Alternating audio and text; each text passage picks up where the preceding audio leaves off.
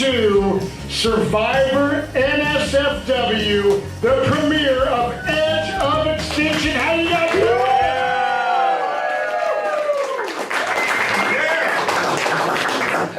Matt, I have a question for you. What is your question?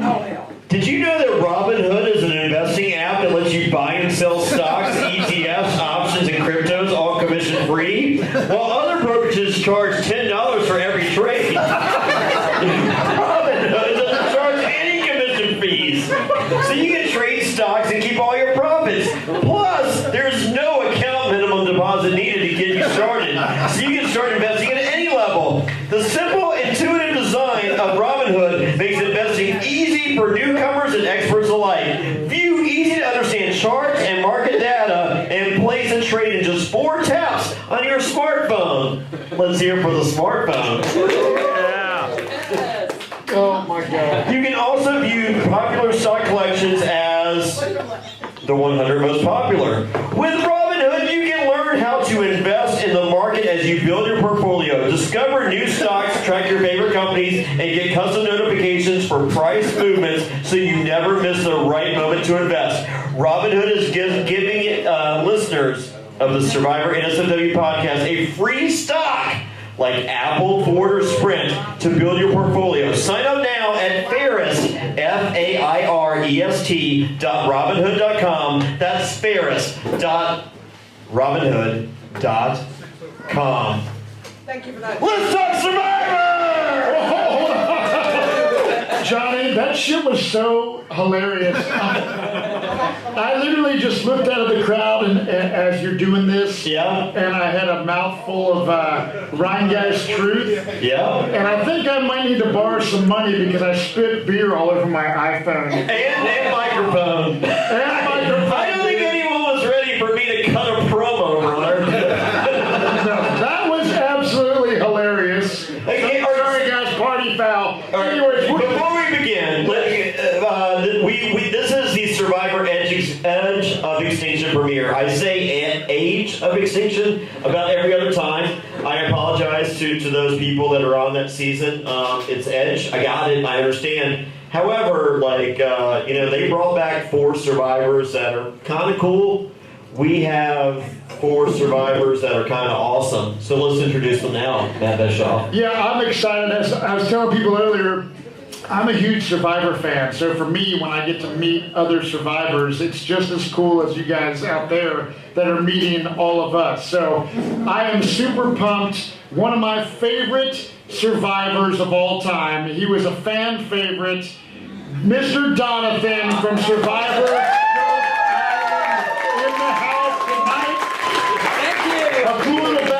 So Big Tom was supposed to be here tonight. Truth be told, a little peek behind the curtain once again. So I'm sitting there, I'm like, oh my God, Big Tom has the flu, he can't come. I need to find a replacement that I think is equal with that, because I think Big Tom is a legend. I think he's an all-star, obviously an all-star. Yes. He's one of the greatest survivors of all time. So I need to make a move that I don't want people going, ooh, not as good, Jonny Fairplay, not as good, Matt Bischoff. We're not happy with you. So I'm sitting there looking at him just like, okay, let me find another survivor that needs subtitles at the bottom of the screen.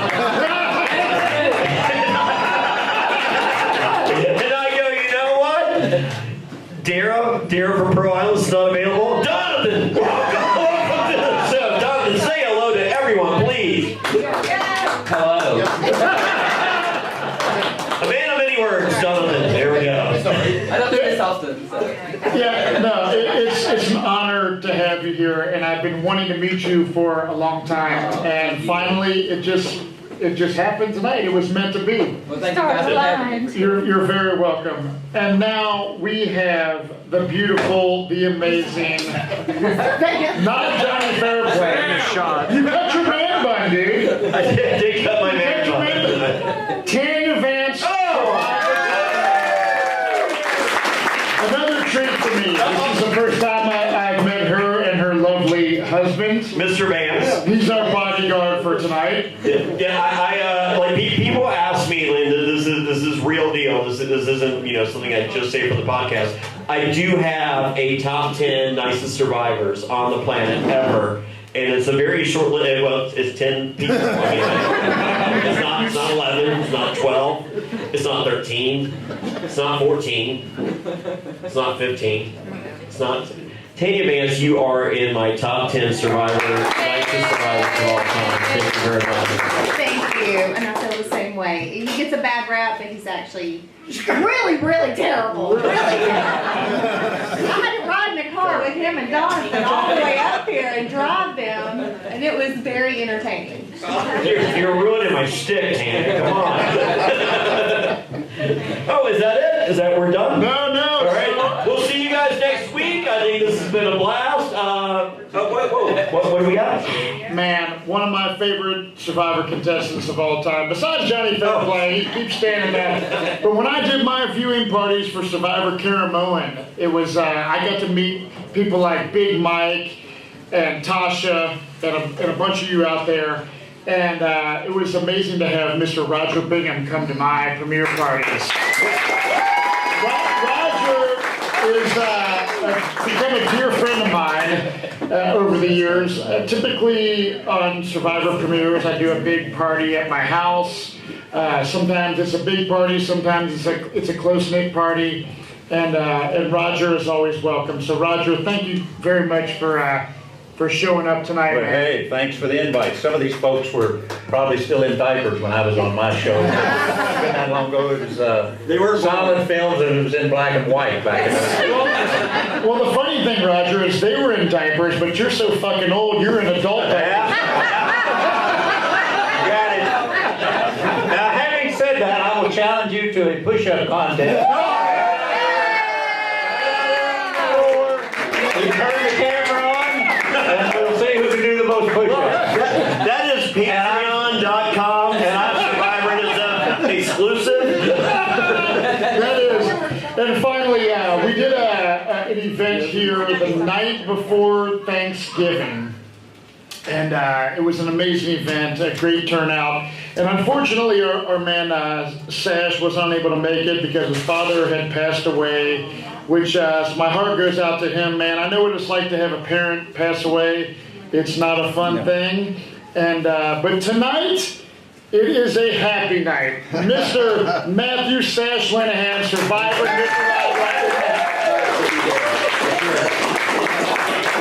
And for those of you wondering, there is a Q&A that will follow this. I have one very important Q&A that if you're not a patron on Survivor or patreon.com /Survivor NSFW, you do not want to miss this question. There's Sash, look out, brother. Jonny, I do have a confession to make. I am a Robinhood app user. You got one! You got one! Well, that's killer. That's awesome.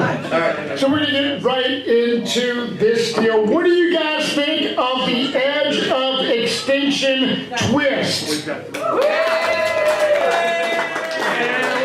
They're 50-50, just like I was on this episode, Matt. All right, so at the beginning of the game, we learned in less than 72 hours, War Dog should be gone from the game. That's what Jeff warned us, but no, that was not the case.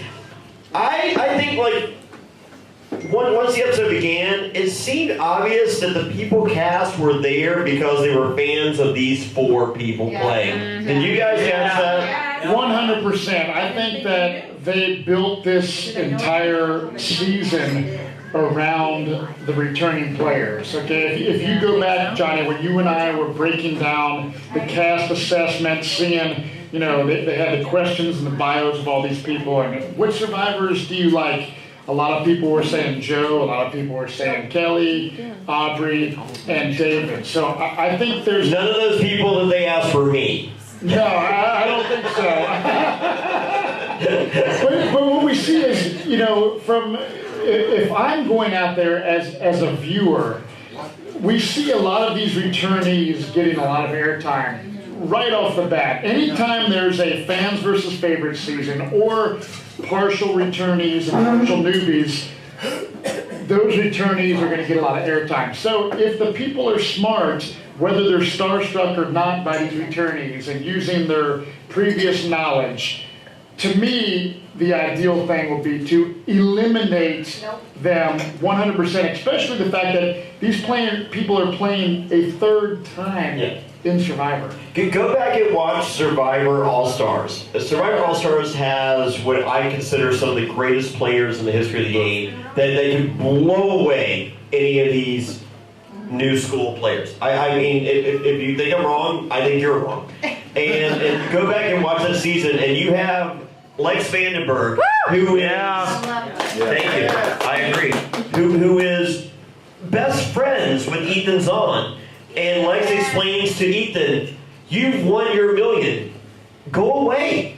It's my turn. You got yours. If I'm these new players, and I'm sorry, like, do I want to be a returning player coming back? Yes, I do, more than anything in the world. However, if I'm these new players, I go, hey, you got 2 chances, you got 3 chances, get the F off my island. Yep. It's my turn. Give me my money. Yep. I'd go after Joe. I'd go after Joe. Go after Joe. Well, I say go after Joe and War Dog collectively, but we'll get to that. So the first thing we see is everyone's kind of excited to see these returnees. Well, no, Matt, that's not true. The first thing we see is apparently all these returning players were already cast, and Kelly Whitworth got an emergency phone call, and they said, hey, Kelly Whitworth, even though you have a horrible dye job, can you please come out and play Survivor with us?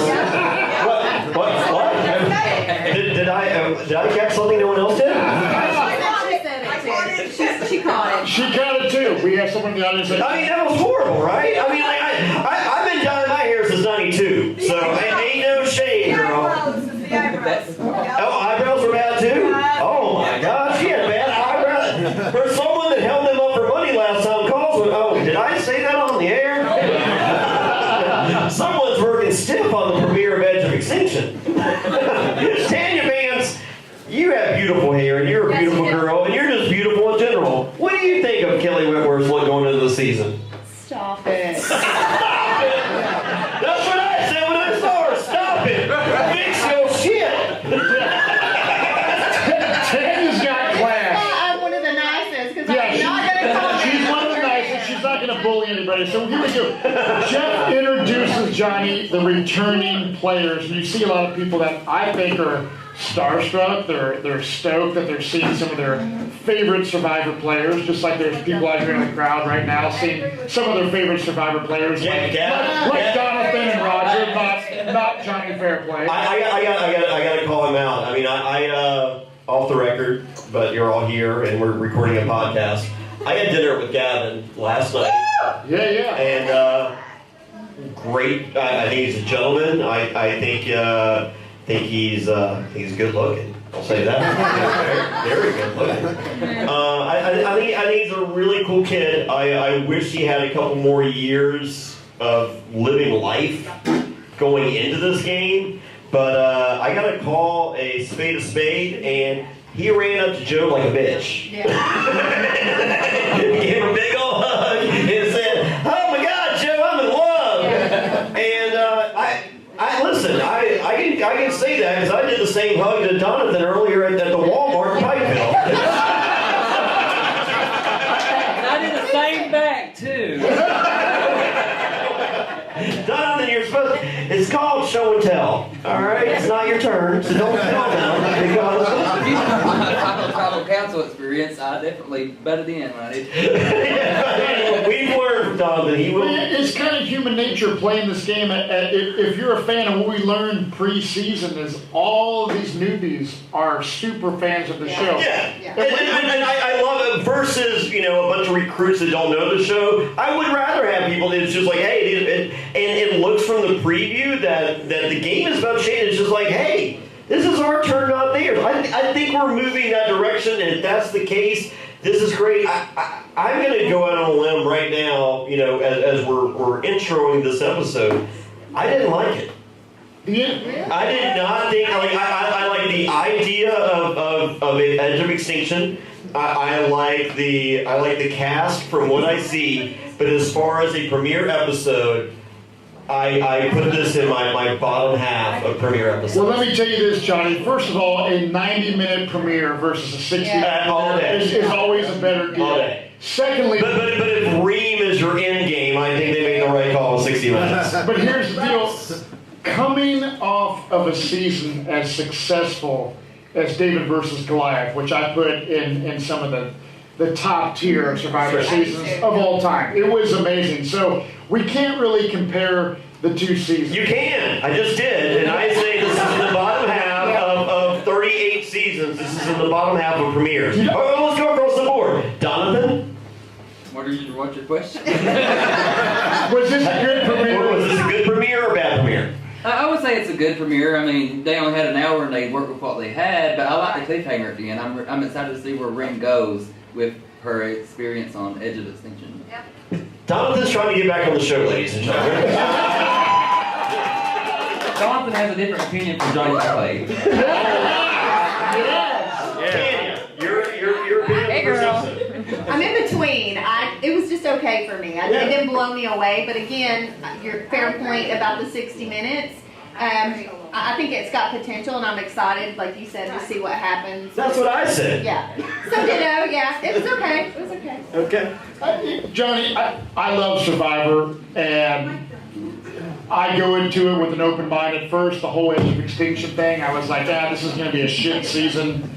But I thought it was, I thought it was an average premiere. I didn't think it was spectacular, but I didn't think it sucked. I didn't hate it. But yeah, I didn't either. But we were, it's also weird watching live and taking notes, and our shit was going wrong too. So, Mr. Roger Bingham? Well, tell you the truth, I had mixed feelings on it also. Okay. I do agree with you on one thing. I do get a little tired of seeing the same people, especially when they're giving, 2 and 3. Yes. One guy, was there one guy that had 4 chances? Yes. Me too. Yes. Yeah, people, I guess they want them to win the $1 million. They keep having them on there long enough, I guess they will eventually win. So, but that part I didn't like. Bring back Roger.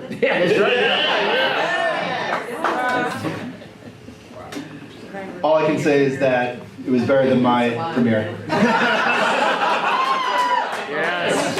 You didn't taste rice. so they're on a boat. They get to they divide into the 2 tribes, and they jump off the boat, kind of go overboard, and they can grab whatever supplies they want. And to me, man, they got a lot more supplies and a lot of seasons. They got a lot of supplies, and Ron finds the secret advantage. Clue. Yes. He did find it, which honestly, out of all the stuff, if I'm out there and I have I'm looking for the advantage. Yes, if I have food, water, this, that, and the other. I'm not looking for any of those. No, advantage. Idle is what you want in the game of Survivor. We also learned that Keith can't swim. Well, they cast it in 2003. So back then there was a rule: if you were black and couldn't swim, you could be on Survivor. And I'm glad that 2019 they revisited that. However, I will give Keith this. You're allowed to say that. It's okay. That's not bad. I'm not doing the casting. It's fine. But you have so much downtime on Survivor, tons. So if you don't know how to swim, going out there learning how to swim, that's a good use of time. Right. so congrats on keep going. You know what? I can learn when I get out there. You must have been on a different show than I was on. Give me that mic, man. You must have been on a different show than I was on. I didn't have any downtime. I fished every day for 36 days in a row. Didn't matter if it was pouring down rain. I still went fishing every day. Very little downtime for me. Well, I would like you on my tribe for 38 days. Day 39, you're not there. So we see that Ron finds the advantage, and then now is when everyone starts coming back to camp and really kind of getting to know one another. And Kelly immediately starts talking about making relationships. And David starts talking about his strategy. And then Wendy all of a sudden starts telling everyone that she has freaking Tourette's, which sometimes I feel like I have self-induced Tourette's syndrome. You have Tourette's when we work together. I do. It's a different version. It is a different version, but I tell you what, when I found myself loving Wendy right here. Like you're on the like I know this panel and I don't know what they're gonna say, and that's fine. You don't have to. But I know a lot of this panel's like, oh, I hate Wendy more. I'm just like, I think I like Wendy Diaz Twine. well, my opinion really hasn't changed. Watching her pre-game interviews, Wendy was completely annoying to me. Yeah. And it's even more annoying the fact that she has this whatever Tourette's deal that she has. She's annoying you with her Tourette's? She's annoying me, dude. I think Have you ever watched America's Got Talent? I don't watch that show. You get bumped 3 extra rounds for having Tourette's. Well, I don't watch it. Is that not the case in Survivor? She is annoying me already, just like she did in her pre-game. But we'll see how long she lasts in the game before she annoys the rest of the Hold on. To Tanya Vance, do you have an opinion on this? I want to say that it could be the dead grandma Tourette syndrome. She may be lying, and that's her way to be like, you're an asshole. And then like, sorry, it's my Tourette's. You know, like, I think it's perfect. I think he should do it if he goes back out. You know what? That's actually a beautiful observation. So you're saying her strategy is to fake having Tourette's. So she blurts out terrible strategy moves and this, that, and the other, and then blames it on the fact that she has. Yeah, I tried that on Pro Island. That was my just entire gameplay. Well, so once we find out about her, we go to Joey Amazing. Joe, who likes Joe in the audience? We have a bunch of blind people here. We have blind viewers. Hey, I'm sorry. So you guys don't know what Joey looks like? He's not attractive. It's weird. Yeah, he doesn't work out, and his mustache is really cool. I was a fan of watching Joe his first season. I've never met the guy, and Jonny and I have both had kind of mixed kind of reviews. Johnny's not a big fan. I have nothing bad to say about Joe. He thinks going out here, Jonny, that he's going to have this huge target. He's like, man, I need to tone down the Joey Amazing, I'm Mr. Survivor guy. But it really, I think once you get out there, he's just going to go right back into who he is as a player, like an Ozzy or people we've seen in the past. Well, hold on, Matt. He tones down everything, but he makes this shirt of him with this stupid mustache. I mean, like, if you're talking T-shirts, you would go to JohnnyFairplay.com and order a T-shirt and get a phone call from Johnny Fairplay. True. I mean, that's a fact. I mean, you could get the Rick the Anchorman shirt. You could get the War Dog Sucks Eggs T-shirt. You can get the... Oh, that's a good one. Thank you. Can we hear some boos for War Dog? Boo! There we go. And the Everybody Loves Gavin t-shirt now available at JohnnyFairplay.com, and through Thursday, 20% off if you use the promo code PREZ, P-R-E-Z. Okay, continue. No, so the thing is Joe, he's telling everybody I need to tone it down, but he cannot help himself, because once he gets out there in Survivor mode, dude, it's game on. This dude is a machine, and we saw tonight that the dude literally makes fire immediately. He makes fire, and I don't care if I go out there, if we all go out there, I'm not making fire immediately. Whether you like Joe or not, the dude is a bad. Hold on, let's do it consistent. Jonathan, can you make fire in 5 minutes on Survivor in Fiji? Hell no. But could your dancing be described as pure fire? No. Trying to give you a softball there. Tanya, can you make fire immediately in 5 minutes in Fiji? Probably not. All right. That would be a no for me. A no for me, not in 5 minutes. 0 chance. And we see Joe. We don't know if. Wow. Oh, I haven't answered. Go ahead. No. So the thing is, there's one thing to make fire with flint. Yeah. Okay. This dude's a stud. I mean, he's a straight up stud. Making fire with all right. Hey, a friction fire with bamboo balls. is very, very difficult to do, and he proves that he can do it no problem. He'll be rubbing his legs together next to make fire. I love it. So, Donovan's my roommate tonight, Roger. Don't give him any ideas. Don't worry. so we see Ron, which I actually like Ron. Ron is a teacher, and Ron was actually... Ron is a rich teacher. Can we not use the word rich in front of teach? Like, I know a lot of teachers out there. My girlfriend's a teacher. There's teachers across the world. I don't think any of them have the bank account that Ron does as being a teacher. So let's preface that with Ron.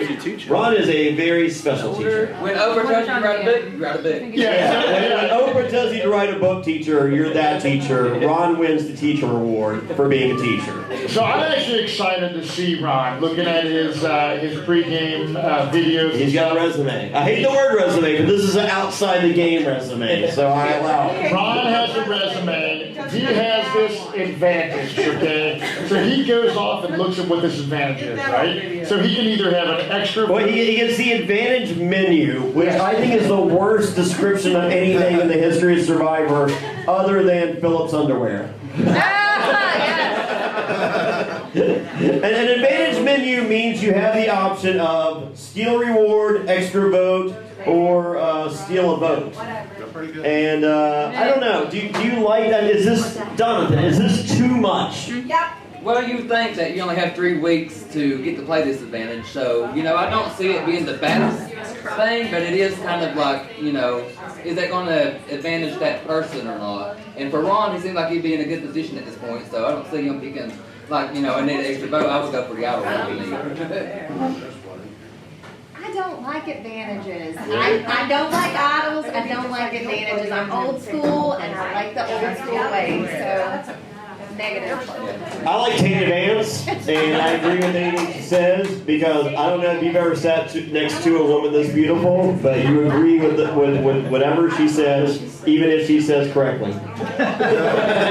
Or she has some butt.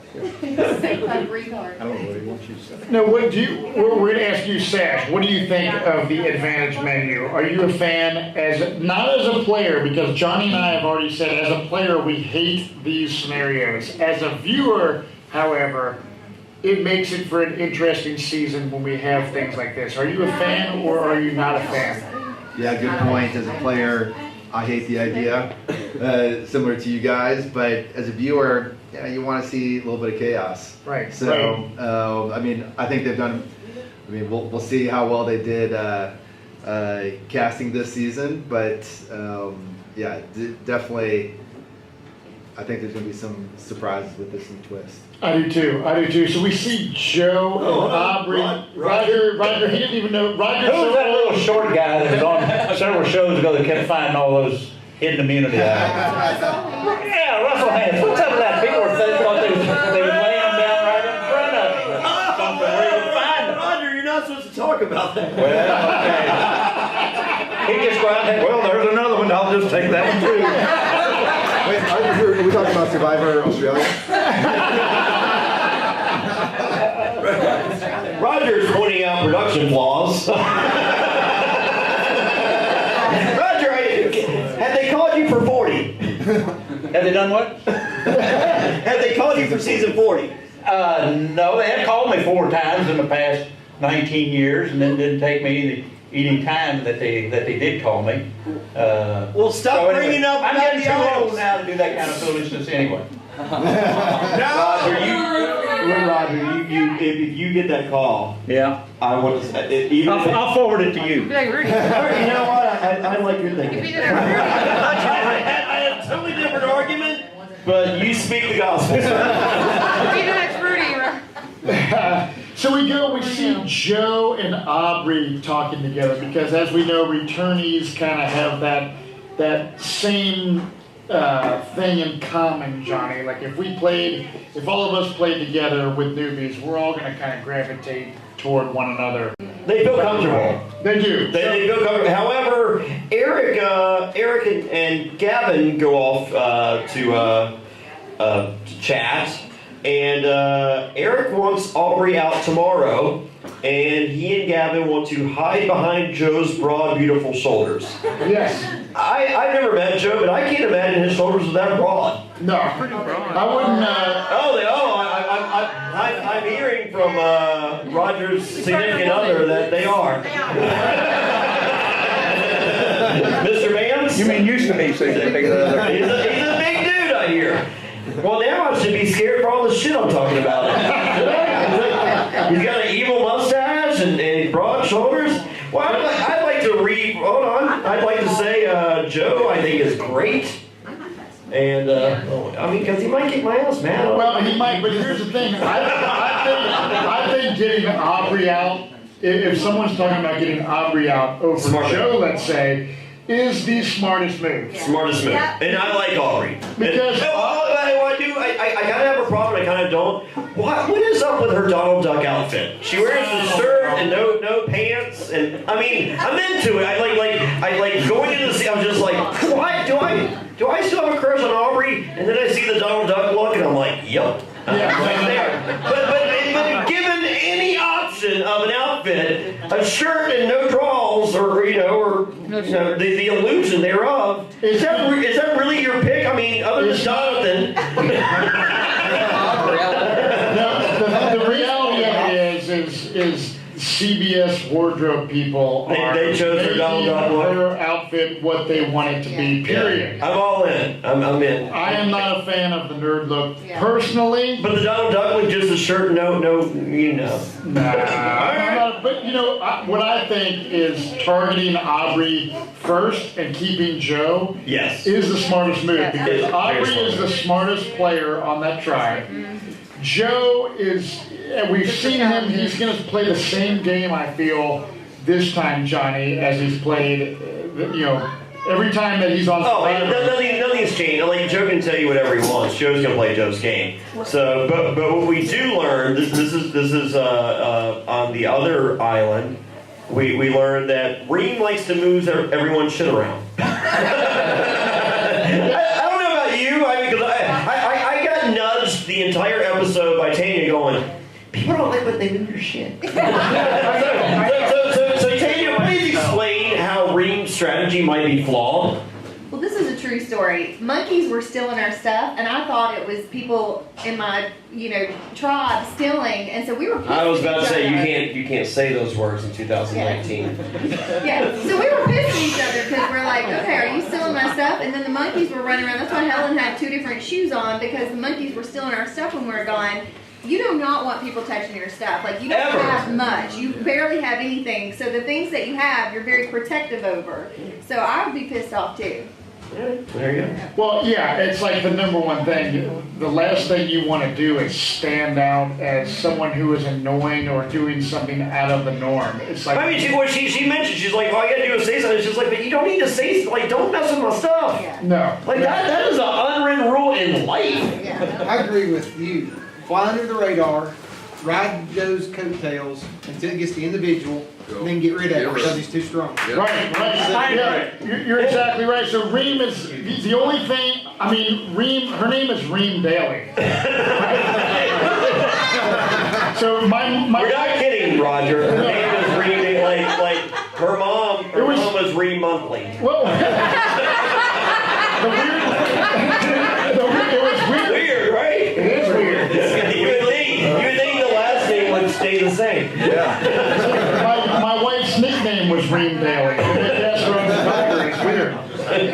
But we see everyone is kind of getting annoyed at Reem 100% right off the bat, and we go kind of right from there into the first immunity challenge. I'm going to let you explain, because while we were trying to watch the immunity challenge, I was trying to get your freaking MacBook Pro to work. Yeah, we got it to work. It's all good. So the challenge starts with Joe versus Chris in a straight climbing a rope challenge with no legs. Thank you, Mr. Vance, for noticing. These guys are studs. If the tribe came to Jonny Fairplay and said, so just climb that rope, don't use your legs, or even if you use your legs, doesn't really matter, we'd still be at that part of the challenge. I don't know. Roger, Sash, you guys feel anything on that? No. Okay, there's silence. That is some stud work. So I will, I'm not one to throw out compliments often unless they're, to me.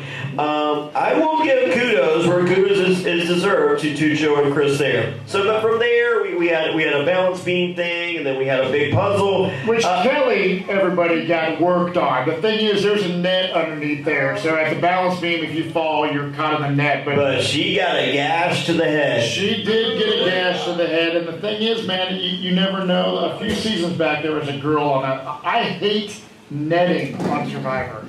I have seen, there was a girl, I don't know what season it was. What was it? Courtney won. Okay, so Courtney broke her ankle or whatever just jumping onto a freaking net day one. So when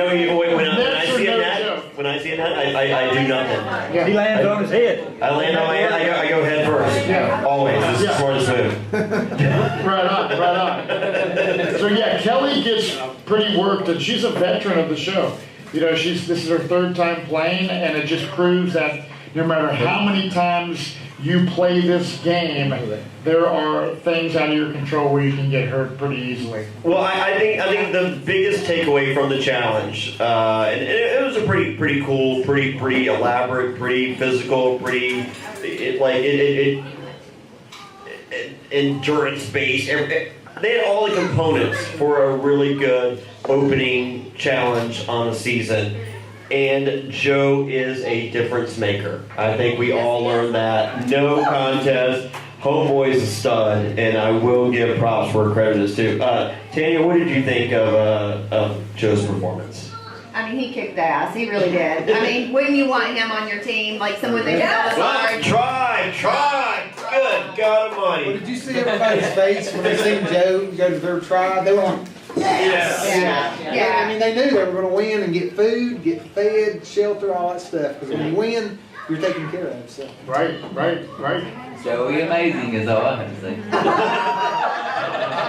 Jonathan didn't watch the episode. He just likes to say Joey amazing. And that's all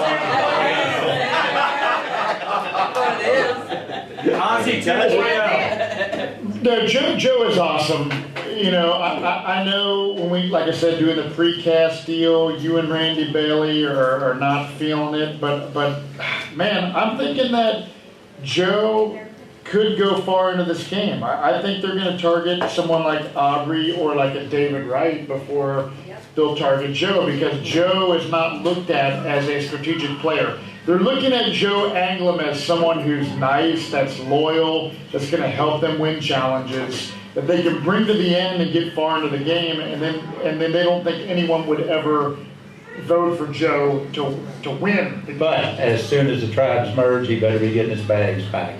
Because he'll be hitting the road after that. Yep. Well, what they say, 18 challenges won, something like that? 16? Yeah. It's impressive. I mean, complete opposite gameplay of mine. That's my kind of game, brother. But, still impressive in its own right. So, well, real quick, I think Joe's going to have an amazing game on the edge of Extinction Island.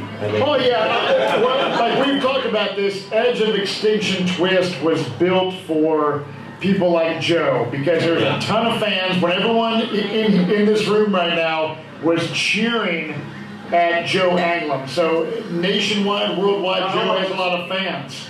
Therefore, they're going to like seeing him still in the game, alive somehow on Edge of Extinction if he doesn't get voted out. Yeah. And honestly, not moving too far ahead, but the Edge of Extinction twist, I thought Reem Daly, when she went out, I thought she was just going to go home. You just like saying that name, don't you? I do like saying We Reem love Daly. saying Reem Daly. But you know what, Johnny? So it's crazy because this episode we did not see a lot of War Dog, who prior to this season starting, I thought was going to be dominating a lot of confessionals based off his, just outrageous pre-game interviews. I The most hated survivor of this season for Jonny Fairplay. I have no problem with War Dog. We've sorted this stuff out on Twitter. Yeah. Jonny Fairplay, you guys have your own beef. Oh no, I'm cool. I have in my notes, and this is really. I think this is pretty complimentary. I put War Dog as a poser. He talks a lot of shit in his pregame, but goes up there and plays quiet and normal like a bitch. So, what? I think we're cool. I think me and War Dog are going to be friends now. I mean every word I just said, and that's it. Well, you might, but we actually see War Dog and David talking about voting off the Tourette's Queen, Wendy. No, they approach Wendy about voting off Reem, and Wendy goes, "I'm not cool with that." So then they reconvene, going, "Hey, if she can't agree on this unanimous vote, maybe she needs to be our target." Right. That's what I'm saying. So I think if I'm on this tribe, Reem is kind of rubbing everyone the wrong way, or at least they're editing her to be that way. We don't really know how she is. We're just seeing how she's edited. But we kind of talked about this before, that I don't know if it was you or Randy, but saying that Reem would be kind of an easy person to go on first. Very, very easy. Reem doesn't like how survivors play. We learned that. We also learned, Donathan pointed so you know, fast forwarding to tribal council, lighting has changed on tribal council, Donathan? It looked like it did. Well, it looked like the atmosphere had turned more bluish tint than what you normally see of like the yellow fire. So I'm just somebody that pays attention to stuff like that. Don't mind me. Well, and we are minding you, well, Don. someone was It doesn't have saying. to do with the show. It's just It does have to do with it. We have someone that's been on Fiji it could be watching these TVs. I don't know. But someone on this net, when we were watching this, I think it might have been you, Roger, saying that, or someone was saying it looks really cramped. Like tribal council doesn't seem as large as it normally is. Budget cuts. Did I dream that? Well, they're saving all their money for 40. But You never know who they'll bring back. We go to tribal council, and to me, the only thing I got out of tribal council was the fact that Reem Daly was the only one saying anything at all. Yeah. This is why I feel the 60-minute premiere, which I prefer 90-minute or 2-hour premieres all day long. However, I don't think we needed 90 minutes for Reem Daly. This was a very anticlimactic tribal council. It was. She was the obvious choice. I have my notes. It's like, you know, Kelly and her going back and forth. She was annoying everybody. And I do, honestly, Jonny, I think that the reason for the 60-minute premiere is exactly what you said. They're like, we don't want to bother with a 90-minute premiere telling the story of Reem Daly's exit in episode 1 of Survivor. I will say this. I did like how Kelly didn't like her name being mentioned and asked why David's name wasn't being mentioned, and David just shut the fuck up. David goes, well, that's a valid point you make, but I'm not going to address it in any way because that's a smart thing to do right now. The crazy thing is, when we're watching this tribal council unfold, Reem is more or less saying, I'm out. Like, she's already giving up. She's giving up in the middle of tribal, which you have to fight to the death, never give up, right? Well, if you think about Ghost Island, you had the moment with me and Jenna, where Jenna kind of went to tribal, and the first thing she did was sit down and said, you know, I pretty much am giving up, I'm ready to go. And, you know, you can't have that motivation in Survivor. You got to have, you know, grit and fire. You want to fight your way to the end. That's how kind of I did at the end with the truth bombs and all that. But, you know, I've experienced that, and it kind of shook me, though, because you also think, well, maybe they're acting, and maybe there's another target in mind, and that's why I played my idol the way I did in Ghost Island, because I didn't want to be that person that was like, you know, they voted for me, and I, you know, went home. I didn't want to be that person, so you have to take that chance sometimes, because you don't know exactly where people's minds are, even though what comes out their mouth. Right, totally, dude. Well, it sounded like, too, like when the council started, it was just going to be unanimous. She was going home. But then it was pretty even for several of them. I feel like if she hadn't argued so much and been so combative, with trying to prove them that wrong, that she didn't do anything wrong and just tried to, Because the two most annoying players on this tribe is Wendy and Reem Daly. Whoa, War Dog. Now, dude, War Dog did not do anything annoying to me in this game. He was on the show. Yeah, true. But so Reem Daly goes home. Well, after Borneo voting style, thank you, Big Mike. Medium-sized Mike, I apologize. No, we had Borneo. What was it? Alphabetical order. Why did we see so many names on the first vote? You asking Mike? I'm asking everyone. Why? I was surprised. I thought it was going to be unanimous. I thought it was going to be unanimous too. I thought it was going to be Reem Daly all the way. Yeah. So maybe they thought that, what if they'd already discussed it and they were like, maybe one of them found an idol, let's go ahead and put Wendy's name in there too, and that way we have both in case maybe they did find one, and maybe we just didn't see that because it was only 60 minutes. So maybe they had thought that and put them both up. Or they didn't want to vote for Rich. Well, you never know. But go, Jonathan. I Go was just ahead. gonna say that was a possibility because if you remember from 35, Creasy got the advantage to have one idol played at the first tribal council. So, people think about past twists and advantages because that's the game now. You got so many of them. So I can see that being a possibility for sure. Yeah. I do not refer to past twists, sorry. Well, I do. No, Doctor, you're 100% correct, and I'm right there with you. So to me it was obvious, Reem Daly is the person that needs to go home, and we see the first instance of the edge of extinction twist in the game. How fun was that, Quite everybody? frankly, I loved going into the season, dude, I was like, I don't know if I'm going to like this, but I tell you what, I like it.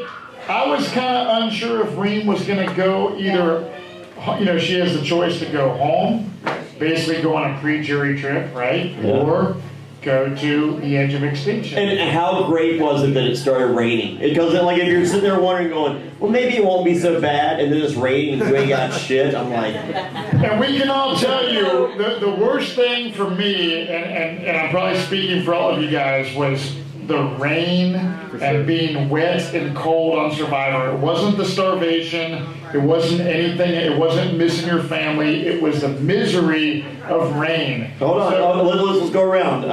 Jonathan, worst thing? Playing with people who didn't want to play. Hi, Laurel. In my short time, no, we had a tsunami and it was miserable, terrible. So definitely the rainstorm. Yeah, rain for me, Matt. Rain, being wet, sucks. Shamar. We also had rain. Colby Donaldson had a belt buckle on it, had a little thermometer on it.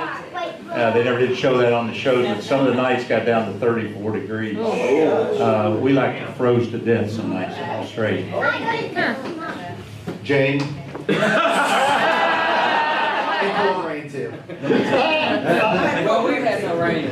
I love it. So For those of you that would like to meet Jane, she will be at the March 13th Jonny Fairplay 45th birthday bash in Durham, North Carolina. Tickets now available at survivortix.com. You can also join me April 10th in Baltimore, April 24th in Nashville. For that event, you go to survivorafterhours.com. And of course, May 1st, I will be in Santa Monica, California, right towards the finale of the show. And once again, tickets are available at survivortix.com, survivortix.com. And come see Jane and others. right on. Well, hey, I just want to give a shout out not only to all of our survivors, Jonathan, Tanya, Roger Bingham, Matthew Sash, Linehan, Jonny Fairplay, driving 8 hours to get to my hometown of Cincinnati, and all of the amazing fans and supporters of Survivor NSFW.